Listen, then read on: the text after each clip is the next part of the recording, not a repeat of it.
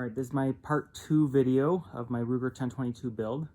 I just slapped my loopholed Mark AR Mod 1 scope to it. I've got my gray birch receiver. I've got my gray birch bolt and handle. Gray birch 16.1 carbon fiber barrel. And went with the Ruger BX trigger group. I've got a Delask extended magazine release. Very nice piece of metal. With the trigger, I got the M-Carbo trigger spring kit, and I also took my Dremel tool and polished up the hammer and the sear in there. And you can see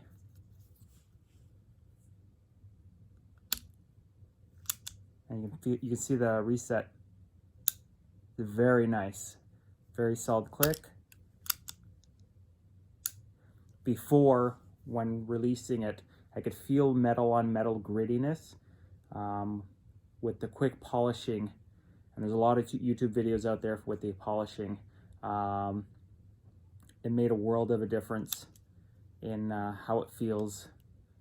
But yeah, so now I'm going to install. I've already attached the V-block and the barrel to the receiver. Tighten those to 10-inch pounds. Actually, my apologies, 15-inch pounds. I think it calls between 10 and 20. There's no real set answer. I've scoured the web. So yeah, I've got the buffer there. So I've attached that in there. So I'm gonna put this in there. Go. Attach the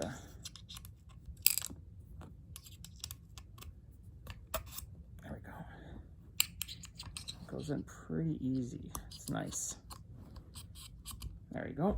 So that's all attached. So let's see.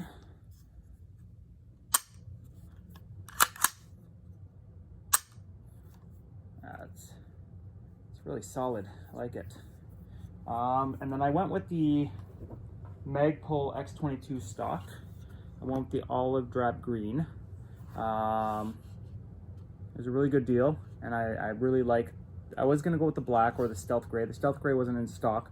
Black was readily available, but a little more expensive than where I got this one, where they only had this olive drab green in.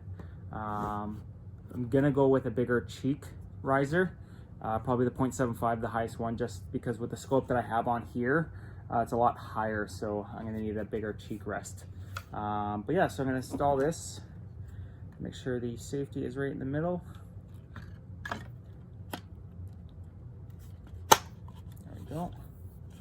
All the way down. There we go. And then takedown screw. Online says anywhere from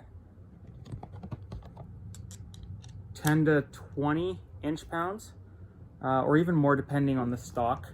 I'm gonna tighten it up at 10-inch pounds, and then I'm gonna take it to the range and I'll do a workup on it. So, sorry, my holder fell. So yeah. I'll do that. So yeah, as you can see, I've got that set to 10-inch pounds.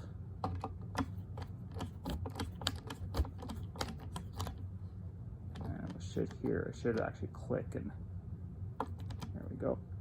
There we go. All right. So that's it there. I really am happy with going with the long version. I know with some stocks you can't go with the long, you have to go with the short. Delask is a Canadian company. What's nice is they actually have that piece there that helps with pushing in the bolt release on hold. So, and I'll show you this way here. So it bolts open, and then you just push it. There you go. There you go. I haven't done the auto conversion yet. I will. I just haven't had time yet. but I'll do the auto conversion so that when it's locked back, all I have to do is pull it back and release. I prefer that over having to try to figure out the button down here. All right, so I've got my magazine here. Throw it in there.